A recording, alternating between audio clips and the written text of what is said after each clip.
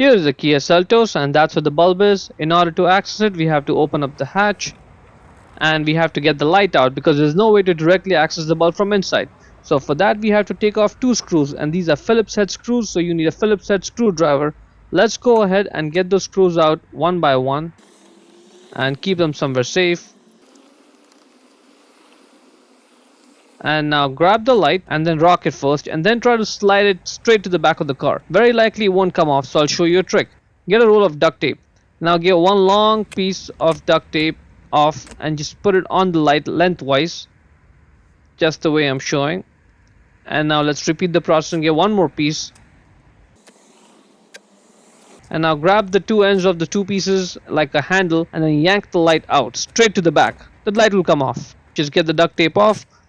That's the bulb holder for the turn signal. Just grab it and twist it left, and now it's loose and it comes out. To get the bulb out, just grab the bulb, push it down, twist it left, and out it comes.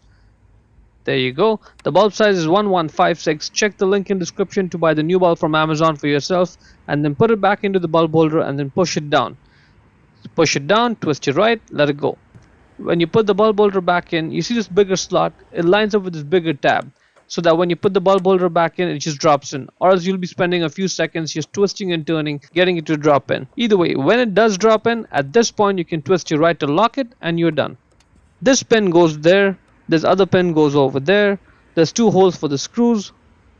This cutout goes on to that white pin, and that cutout is important when you're trying to put the light back on, so keep some pressure on the front edge over there, and then you push the light in. So one hand on the front edge, one hand pushes the light in to pop it in. This way the cutout goes onto the white pin and it doesn't stick out, and the light sits in properly. That is good. Now let's just put those two screws back in and tighten them up, and that is pretty much it. Hope you found the video useful. Before we go, let me give a quick shout out to Naya Motors Inc. for letting us use the car today to film the videos. They are a used car dealer here in Ottawa, Canada. Check out the link in description for their entire inventory.